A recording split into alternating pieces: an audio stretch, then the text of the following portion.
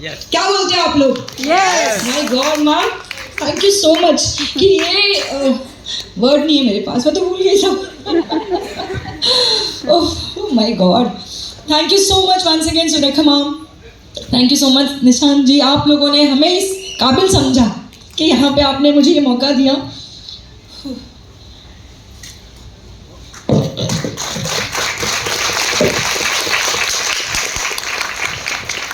Thank you कहना चाहूँगी अपने दोस्त रोशनी जी को, अनिल सर, हरीश सर को, जिन्होंने मुझे ये अपॉर्चुनिटी बताई.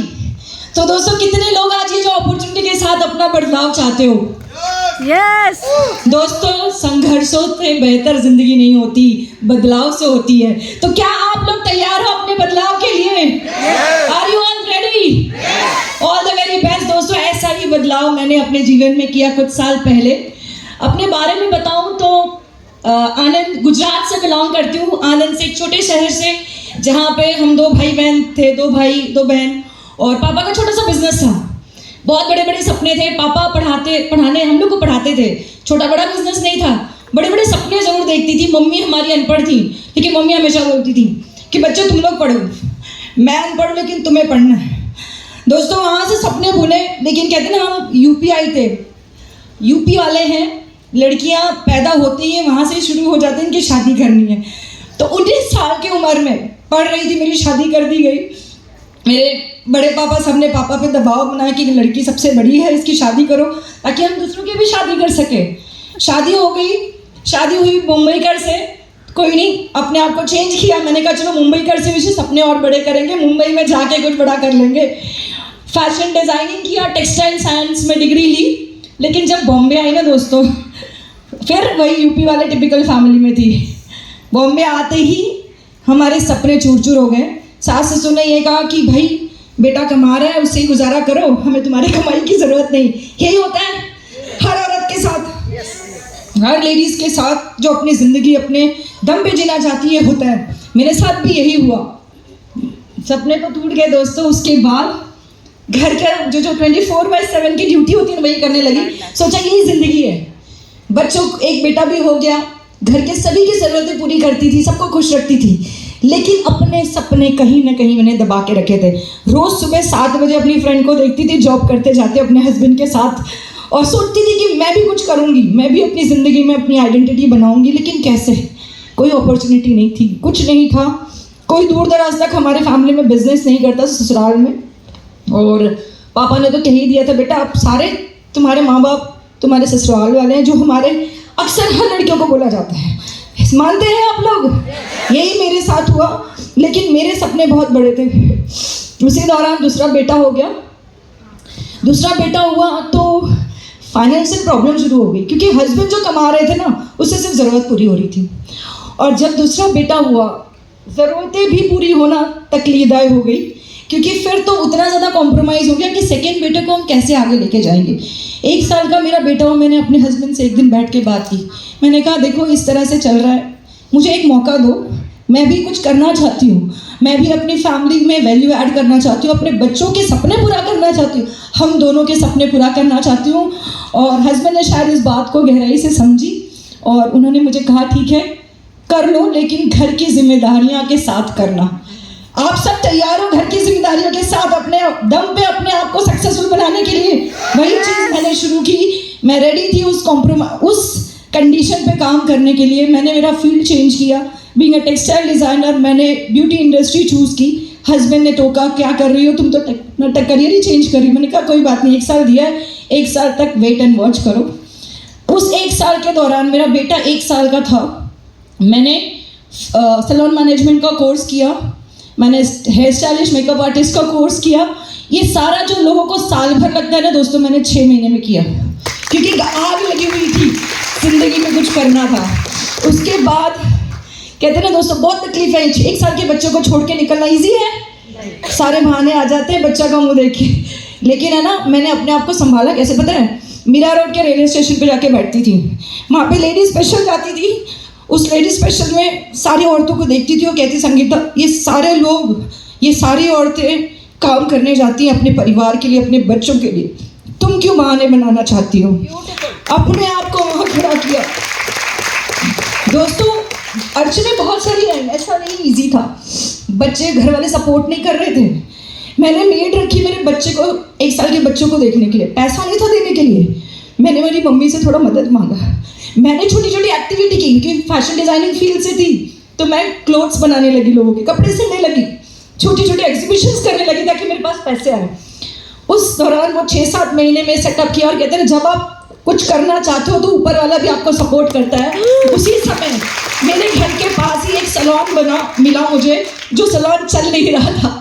वो ओनर बंद करने वाली थी और मैंने वो सैलून टेक ओवर किया। हस्बैंड ने थोड़ा हेल्प भी किया और वहाँ से मेरी जर्नी शुरू हुई दोस्तों। 1 सैलून, 2 सैलून, 3 सैलून, फिर पीछे मुड़ के नहीं देखा मैंने। लेकिन पता है सर दोस्तों, उस समय भी सैलून खोला भी तो क्योंकि थोड़ा पीछे बैकएंड में था। मेरे घर वालों ने मुझे ये कहा उसी दिन कि तुम इतने पीछे से दुकान खोल रही हो, तुम्हारा दुकान चलेगा अभी क्या? मैम आपकी बात याद आई। उस समय मैंने fake it till you make it का कॉन्सेप्ट समझा नहीं था, लेकिन बोल दिया। उनको बोला कि नहीं, मैं चाहती हूँ अपने आप को देखना कि अगर मेरे में दम होगा तो आगे से लोग भी पीछे आएंगे। और वहाँ से जर्नी शुरू हुई दोस्तों, कभी पीछे मुड़ के नहीं देखा। पैसे तो आने लगे, हमने 1 BHK से 3 BHK घर भी ले लिया हस्बैंड के साथ मिलके, पैसे आ रहे थे। लेकिन जब पीछे मुड़ के देखा तो टाइम फ्रीडम नहीं था। एक दुकान से जब 2 दुकान किया ना, चैलेंजेस थे, बिजनेस चल रहा था, लेकिन उसके सारे जो कहते हैं प्रॉब्लम्स, जैसे आप जहाँ जाओगे वहाँ बिजनेस चलता, जहाँ नहीं हो वहाँ बिजनेस नहीं चलता, तो ये सब चल रहा था। मैं पीछे मुड़ के देखती थी तो मेरा बेटा बड़ा हो गया, लेकिन मेरे पास उसके साथ रहने का टाइम नहीं था, क्योंकि मैं एक दुकान से दूसरे दुकान, दूसरे से तीसरे से पैसे कमा रही थी। टाइम फ्रीडम नहीं था उन पैसों को जीने के लिए। सोच रही थी दोस्तों, मैंने ये सब आपको इसलिए बताया ना कि अगर आपने सोच लिया, चाहे वो कोई भी हो, चाहे वो मेल हो या फीमेल, अगर आपने सोचा है ना तो आप कर सकते हो। बस अपने आप पे भरोसा रखो। मैंने 1 साल के बच्चों को लेकर काम शुरू किया, सक्सेसफुल भी हुई लोगों की नज़र में से, लेकिन मैं कहीं ना कहीं ढूंढ रही थी मुझे टाइम फ्रीडम भी चाहिए, मनी फ्रीडम के साथ। उसी दौरान कहते हैं जब आप चाहते हो तो भगवान जी भी आपकी मदद करते हैं। मोदी केयर अपॉर्चुनिटी रोशनी जी के थ्रू मेरे घर पे आई। समझ में नहीं आया, लेकिन आईडी बना ली मैंने, राइट? आईडी बन गई, 1000 रुपये का प्रोडक्ट भी घर पे ले लिया। लेकिन रीज़न क्या था पता है? दोस्त को मना नहीं कर पाई थी। प्रोडक्ट भी ले लिया, 1.5 महीना के बाद वो प्रोडक्ट मैंने यूज़ किया। लेकिन जब यूज़ किया ना तो एक चीज़ समझ में आया कि इतना बढ़िया प्रोडक्ट मार्केट में किसी के पास नहीं है। सारे प्रोडक्ट यूज़ करना शुरू किए, धीरे धीरे 100% यूज़र बनी, लोगों को प्रोडक्ट प्रमोट करना शुरू किया, अपॉर्चुनिटी प्रमोट करना शुरू किया।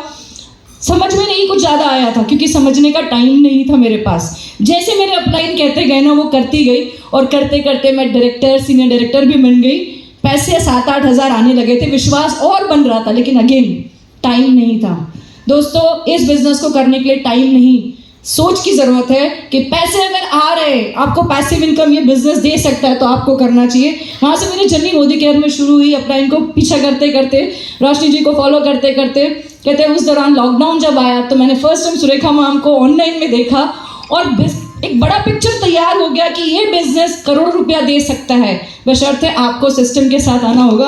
अपलाइन जैसे कहते गए मैं करती गई, अपलाइन जो करते गए मैं करती गई। 16 महीने में 1 लाख के चेक पे पहुंची, 20 महीने में 2 लाख के चेक पे पहुंची, 15 लाख की गाड़ी ले ली दोस्तों, पूरी फैमिली के साथ। लाइफ का पहला फॉरेन ट्रिप थाईलैंड जाके आई इस मोदी केयर अपॉर्चुनिटी के बदौलत। अभी रिसेंटली मोदी केयर के ट्रैवल फंड से मैंने कोरिया क्रूज मैम के साथ, पूरी टीम के साथ एंजॉय किया। दोस्तों, कहने की बात यही है कि ना कहने के बहाने बहुत मिलेंगे। एक बहाना ढूंढ लो, एक लक्ष्य बना लो, तो सक्सेसफुल बन सकते हो। सक्सेस आपके बाजू में खड़ी मिलेगी। दोस्तों, एक और चीज़ कहना चाहूँगी, इस बिज़नेस में सिर्फ मैंने अपनी लाइफ चेंज नहीं की, मेरे साथ बहुत सारे लोगों की लाइफ चेंज हुई। मेरी टीम में आज मिलियनर है, कार अचीवर है, 20-25-50 हज़ार कमाने वाले भी लोग हैं। दोस्तों, इस बिज़नेस ने एक ऐसी लाइफ दी जिसमें मैं बहुत सारे लोगों को एम्पावर कर सकती हूँ, बहुत सारे लोगों की लाइफ चेंज कर सकती हूँ। दोस्तों, सारे सपने क्लियर हो गए मेरे आज कि इस बिज़नेस से मैं क्या क्या पा सकती हूँ। मेरा एक फार्म हाउस बनाने का सपना था, वो भी बहुत जल्दी 2027-28 में मैं पूरा करूँगी। मेरा इस बिज़नेस से फैमिली के साथ घूमना फिरना, फ्रेंड्स के साथ घूमने का जो सपना था, वो भी जल्दी दिख रहा है मुझे पूरा होते हैं। और एक और सपना है जो मैं आज आप लोगों के साथ साझा करूँगी। मेरा एक सपना है जिससे मैं वैदिक स्कूल खोलना चाहती हूँ, जहाँ पे मैं यंग जनरेशन को कल्चरल वैल्यू सिखाना चाहती हूँ, ताकि आज जो बच्चे यहाँ वहाँ भटक रहे हैं वो उससे ना भटके। So thank you so much दोस्तों, thank you so much ma'am for giving this opportunity. चलते चलते एक चीज़ कहूँगी, ये सुख, ये खुशी, ये गम सब तेरे अंदर है। ये खुशी ये गम सब तेरे अंदर है। तू इस पिंजरे को तोड़ के देख, तू अपने आप में सिकंदर।